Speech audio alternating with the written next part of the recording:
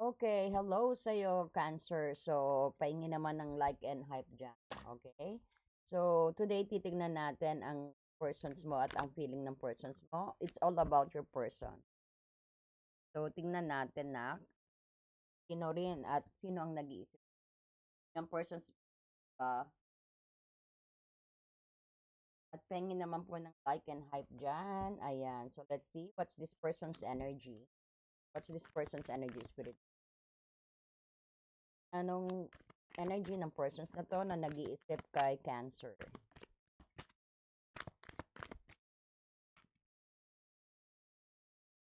My God. Naka one night stand mo ba 'to? I don't know. Ano nakita natin, not just only that, no, Cancer, but we've seen here na it's unconventional. Maybe siguro biglaan yung pagkikita tapos na magnet kayong dalawa. But these persons have an intimacy with, oh, 'di ba? Direct, prangka. Ang persons na 'yan, naka-intimate mo na. Tell us more. Oh, yeah. Wala tayong magagawa kasi talagang minamagnet sila sa isa't isa, eh, no? Kasi there's a soul connection. So, he might be your soulmate. Persons na. Siguro yung sa iba is kakaano lang, no? Talagang magkakakilala lang. Plus more spirit. We have here the seduction. Siguro na-tempt ka. Siguro tinitis ka. Ito yung parang ano, nagliligawan energy, kilig mode. No, parang kayo yung sinasabi na nasa ligawan period, no? Ayan yung mga teasing, yan yung mga playful energy, which is good. O sabihin din natin, temptations din siguro, natitempt ka dahil sa style niya because he is hot and bitchy. I don't know, no? Parang cancer, no? Yung pa-person is so bitchy kasi cancer loves that, no? At flirty, no? They like that. Nag-challenge ang mga lalaki, actually. May transformations, pero some of you talagang closing the door sa persons. Parang he's closing the door towards you. So, talagang may ganyan sitwasyon na parang sabihin natin, tapos na kayong dalawa, pero he's still thinking of you, no? Answer. He thinks that the relationship is over. Parang iniisip niya na wala na siyang second chance. Kumbaga, parang tingin niya, nililet go mo siya, no? Okay, let's go sa kanyang feeling. Anong feelings ng persons na to kay Cancer Collective? Anong feelings ng persons na to kay Cancer? So, ang energy po, babae man ng lalaki, no? So, kung ang lalaki ka, sometimes we have LGBT, same ano? So, isipin niyo po, energy doesn't have any sex. Okay? Pero may divine masculine tayo at feminine masculine na sa ating sarili, no? Okay. So, anong feeling ng persons na to kay Cancer? Anong feeling ng persons na to kay Cancer? Good God. Oh my God, open na siya sa'yo. Siguro nga talagang ano pa lang kayo, na flirty energy. Pero nakikita natin dito, when the Four of Pentacles is reversed, kapag ang ibig sabihin nito, na open ka na sa opportunity, open ka na ibig sabihin, you want to have some opportunity sa persons na to. Ang persons mo, parang feeling niya, gusto niya magkaroon ng opportunity. So, para siguro nasa nagliligawan page kayo. Some of you lang, no?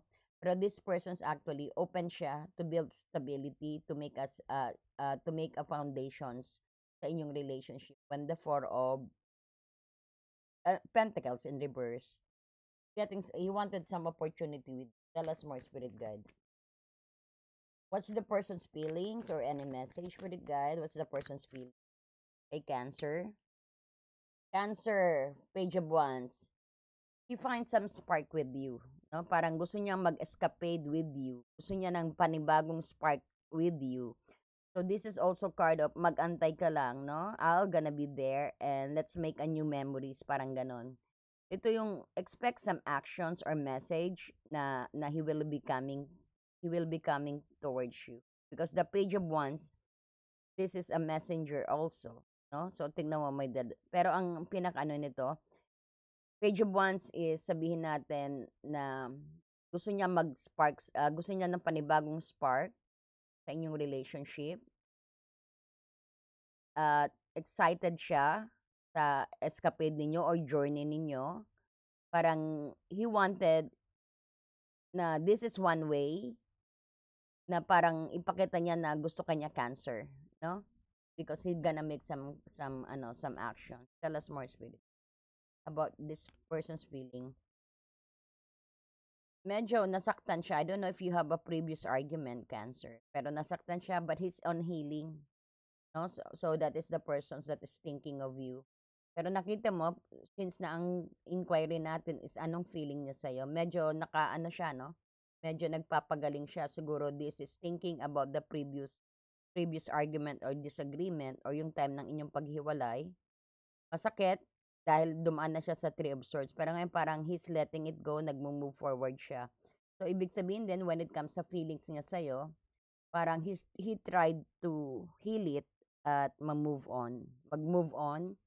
Or let's see, tingnan natin kung anong niya, next action siya mamaya, no? Okay, Cancer, what else? Oh, talagang sad siya, no? So, yeah, this person's hurts. Nasaktan mo ang taong ito.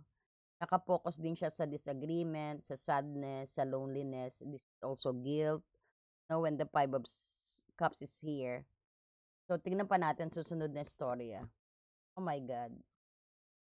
So, after ng sadness na yan, asahan mo, no? May Emperor tayo dito. Maybe nakikita niya na you're so, being the Emperor, kung bakit itong sadness na to lumabas, nasaktan siya sa previous na pag-usap ninyo. Kasi bakit? Nakikita niya na napaka high standard persons mo. Parang kahit babae ka, gumagana sa iyo ang masculine energy. No? Pag lalaki ka, gumagana sa iyo ang talagang masculine energy mo. So pag LGBT ka, who's this or ano? Ibig sabihin, parang medyo manipulator ka dito eh. Parang ang feeling niya sa'yo actually parang may pagka-narcissist energy o mini-manipulate mo siya. This might not resonate to everybody, okay? So kunin na parang siguro yung last approach ninyong dalawa medyo hindi productive or sabihin natin yan yung nag-cause ng yung really separations na hanggang ngayon is he tried to heal. Medyo nasakta mo siguro ang ego niya, no? Ito rin yung sa mga persons na hindi pa talaga may public recognitions na kayo na, pero parang nahadlangan dahil sa siguro sa last na conversations nyo. That's how I feel. May conversations kayo na nasaktan siya, no? Na nasaktan siya na nag-lead sa kanya na sinilent ka. You might be dealing with Cancer. That's a very emotional energy. Maski wala tayong nakikitang Cancer dito. Parang nakikita kanya bilang isang emperor or empress, no? Parang nakikita niya na he feels na he feels na napakataas mo, parang hindi kayo bagay, parang ganon ng o maybe ikaw ang nag-iisip na hindi kayo bagay, no? Tell us more, Spirit Guide. Ano ang kanyang intensyon? Anong intensyon ng persons ni Cancer? Anong intensyon ng persons ni Cancer? May plano siya, no? May plano siya rito, hindi lang flirt ito, hindi lang, kumbaga this is matured energy na sabihin natin ang intensyon niya hindi lang yung pang-flirt or just na magte-text or mag-message, hindi, nagpaplano siya. Parang nakikita ko kung LDR kayo, maaring mag-travel siya going towards you para explain niya ang sarili niya. So, ayan yung sinasabi natin na making a plan with the Page of Wands dito. Huwag mong i-ano to dahil mamaya nasa pintuan mo na yan. Tell us more about the intentions of this person's the world. Ayan, parang tingin niya ikaw ang mundo niya, ikaw yung nagbibigay ng kasiyahan sa kanya. No? So, when it comes sa ating inquiry na intentions, ang intentions ng persons mo na pakita sa'yo na ikaw lang ang mundo niya at wala nang iba. Parang sabihin natin, this is also new chapter sa buhay ninyo na supported by the universe. Parang sabihin natin, it's one of the cycle na parang may accomplishment ka dito. Or sabihin natin, gusto ang intention mo sa relationship is to to harmonize it and to bloom it. Because you got the world here. This is means na maraming nagsusuporta sa iyo sa relationship na 'to. Mukhang pinakilala ka na yata nito sa madlang people o sa kanyang espasyo, 'no? Parang why? Because andito ang ano, andito ang the world na parang sinasabi, new chapter ng inyong buhay. May new chapter kayo na supported by the universe. So, hindi basta-basta magtatapos. Tell us more about the intention. Queen of Swords. So nakikita natin, ito yung ang intention niya sabihin sa iyo ang totoo, ang mga plano niya. The Queen of Swords actually is a little bit cold pero he speak the truth. Nagsasabi siya ng katotohanan. Pag nagdedesisyon siya, hindi siya yung hindi niya ginagamit ang kanyang puso pero it's gonna be good dahil pwede siya magdesisyon. Na at least nababalanse niya ang kanyang ego at ang kanyang So, the Queen of Words, pag sa intentions, parang he wanted to speak the truth. Gusto niya ng heart-to-heart conversation. No? Tell us more about the intention. Anong intention ng taong ito? Intention ng taong ito is a new chapter. Kasi pag itong Ten of Swords dumating dito as the intention, ibig sabihin, isang chapter ng buhay nyo is kumbaga gusto niyang i-close ang nangyayari sa inyo dahil alam niya it's very toxic or sabihin natin hindi umubra ang approach niya sa iyo. Ngayon parang he wants a new beginning. No, this is about sabihin natin the Ten of Swords talagang rock to bottom. Parang feeling niya ikaw talaga ang buhay niya rito. No, parang nung nagkawala kayo, nung nagkahiwalay kayo, this person's hindi makatulog, hindi makapag-ano, talagang nagse-search siya sa social media, 'no? Talagang gumagawa rin ng paraan, pero ayaw niyang matapakan ang kanyang ego. So, ang intentions niya is to release this Ten of Swords na puno ng sakit, rock to bottom, to move forwards towards you. Parang feeling niya at ikaw ang nagbibigay ng liwanag, ikaw yung kanyang home, no? That's what I've been feeling here. Tell us more. Ayan. So, ang intentions niya is i-work out at i-rebuild ang relationship na 'to. Kung makikita mo may martilyo, parang, gagawin niyang mas matibay ang inyong pundasyon, 'no? Kumbaga, he will start all over again at parang nakita mo this is mastery. So, ang intention niya is to master the relationship, 'no? Dahil, he's having that the Ten of Swords as the, sabihin natin as ang kanyang pinaka-intensyon, 'no? Para, maybe para ma-wash off at magkaroon ng new beginning. So, after niyan na rock to bottom na ang intention niya dito sa ten, I wanted to clear this muna. Ang Ten of Swords, this is actually wanting to clear things up and say the truth with the Queen of Swords. So, bakit naging intention ng Ten of Swords? Ang Ten of Swords, ang intentions niya is to end the cycle na nagpapahirap sa inyong relationship. Ayun, maliwanag. At to work hard sa inyong relationship. Yan ang intentions niya. Para mas lalo kanyang magabayan, para lalong maging strong ang inyong relationship.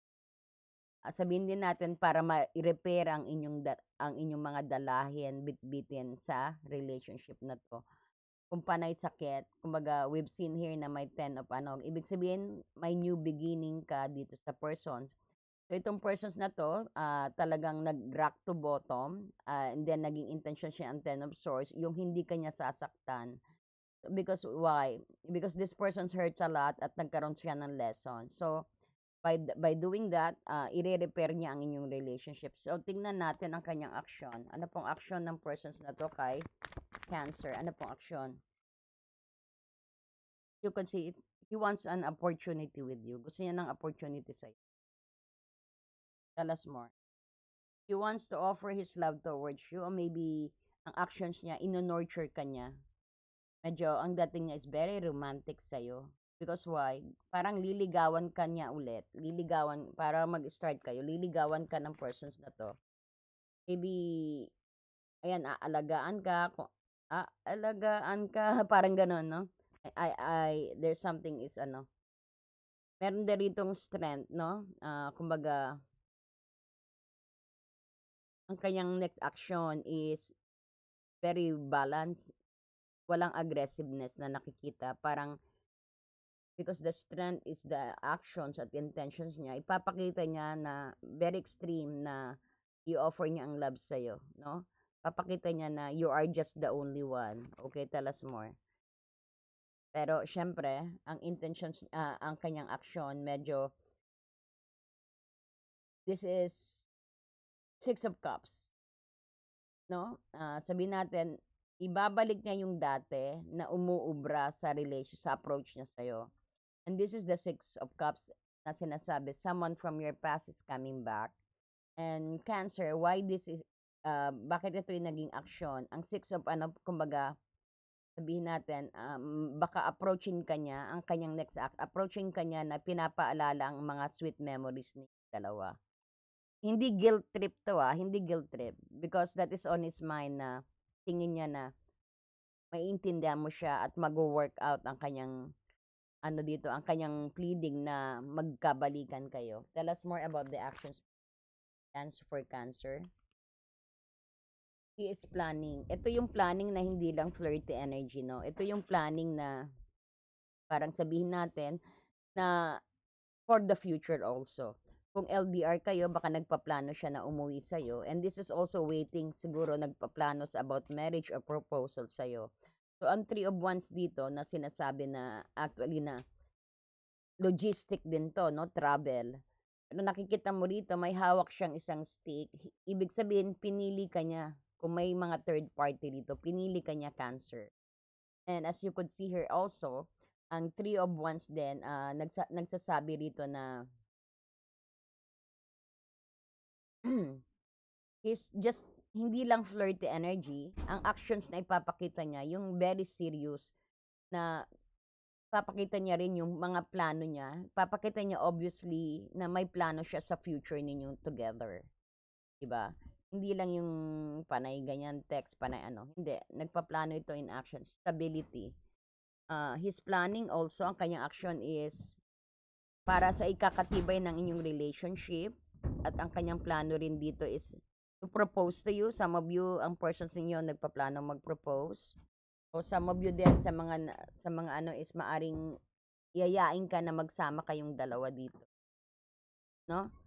To move to a higher level of commitment when the four of, at gusto niyang, ang plano niya rin na maging stable kayong dalawa. This is nice actually. Tell us more, spirit guide, what we have for Cancer. You want new spark. Gusto niyang umaksyon. This is a card of action. So nakikita natin ang plano niya sa'yo is magsimula uli kayong dalawa na may spark. Magsimula kayo ng aksyon para kasi napipil niya na yung sabihin natin, napipil niya na or namimiss niya ang iyong energy din. So expect some actions towards this persons or any communications with this person. Okay? So tingin tayo hingi tayo ng advice kay Romance Angel. What's coming for Cancer, Spirit Guide? What's coming for Cancer? Anong darating kay Cancer? Ayan. So sabi sa'yo, mauulit. Kung bago lang kayo, kung baga kikilalanin ka ng persons nito, is doing his job, maybe nagsisearch din sa iyong social media. Ibig sabihin, nag-enjoy siya na tuwang-tuwa siya pag na-upgrade siya. Halimbawa, siguro hindi pa kayo gaanong katagal. Parang na-excite siya, natutuwa siya. To know you more, maybe sinesearch ka nito sa social media. Nakikita niya, kumbaga, ini-evaluate ka niya at na-excite siya, natutuwa siya sa mga resulta ng kanyang pagse-search towards you. Para yan yung way na para makilala ka niya. No? Tell us more. Kay Romance Angel. Ayan, very soon daw. Pero ito yung sabihin natin na if you want this persons, mag-pray ka kasi sabihin mo kung anong gusto mong mangyari lalo na sa kaka-start lang ng relationship, 'no? Tell something, mag-pray ka na sabihin mo kung anong gusto mong darating sa'yo at kung anong gusto mong gawin sa current relationship na meron ka, 'no? Mag-decide ka kung ano talagang gusto mo kasi paparating na sabi ng Romance Inc. Kung gusto mo maging maayos ang iyong relationship, be detailed ka sa ipe-pray mo na, 'no? And this is your chance na talagang the spirit guide is with you, 'no? At i-express mo daw ang love 'pag dumating siya sa'yo, nak, 'no? This is, Romance Angel sinasabi, "Go ahead and make a romantic gesture. This is a green light na go. Do not snub these persons kasi may potential kayong dalawa." No? Tell us more. Yan, romantic feeling. Your feelings are real and worth exploring daw. 'Di ba kasasabi ko sa'yo dito na talagang kinikilala ka niya, gumagawa siya ng paraan para lubusan niyang makilala. Ayan, siguro sinesurf ang iyong way, ang iyong social media, natutuwa siya. So, parang nakita natin nag-judge siya, 'no? May judgment energy rin dito na talagang totoo kang tao, sabihin natin. Nakikita niya na isa kang totoong tao at worth exploring sa romantic feeling and getting to know each other. Look at that. Tell us more about this connection. Romance Angel, anong paparating? Healing family issues. Some of you may galit sa pamilya. So, parang yan yung o sabihin natin, nag-aaway ang parehas ninyong pamilya. No? Parang ano, parang sa movie, no, na ano, may napanood ako is protecting each other family. Andiyan si ano eh, Maricel Soriano yun at saka si ano eh, Snooki Serna ba yun? Yung parang magkaibigan dati tapos nag-aaway na ngayon. I don't know, pero may Inday sa Balitaw ba yun? O Waray-Waray siguro yun. Waray-Waray yata yun. Maricel Soriano is my favorite. Kumbaga magkakaroon ng healing sa inyong ano, may family issue. Yan ang nakakaapekto sa relationship nyo rin.